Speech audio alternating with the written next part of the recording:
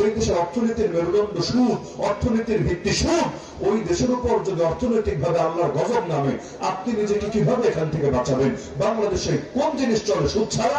Banking sector সুদের উপর, share market সুদের উপর, বীমা সুদের উপর, বৈদেশিক ঋণ সুদের উপর, এমনকি ঘরে ঘরে ঘরে পর্যন্ত সুদ ঢুকিয়ে ছেড়েছে। এমনকি আমার আপনার প্রত্যেকের মাথা পিছু ঋণ আছে 1.5 লাখ টাকার বেশি। এর মধ্যে পুরোটাই আসল ঋণ না, বরং এরও বড় একটা অংশ সুদ আছে, সুদ। এমনকি শুধু আমি না, আমার কোনো বাচ্চা যদি আজকে জন্ম নেয়, মায়ের দুধ পান করার আগে সেও ঋণী হয়ে যাবে, তার মাথা পিছু ঋণ হবে 1.5 লাখ টাকার বেশি। তো তার কাঁধের উপর এই সুদের দায় আসবে। সেই সুদ, যেই সুদের সর্বনিম্ন গুণা নিজের আপন মায়ের সাথে জিনা করার সমান। সেই সুদ, যে সুদখোরের বিরুদ্ধে আল্লাহ যুদ্ধের ঘোষণা দিয়েছেন সূরা বাকারার ভেতর। কোন বাপের বেটা এমন আছে আল্লাহর বিরুদ্ধে যুদ্ধে গিয়ে আল্লাহ এবং তার রাসূলের লানত এবং অভিশাপ নিয়ে নিজের মায়ের সাথে জিনা করার চাইতে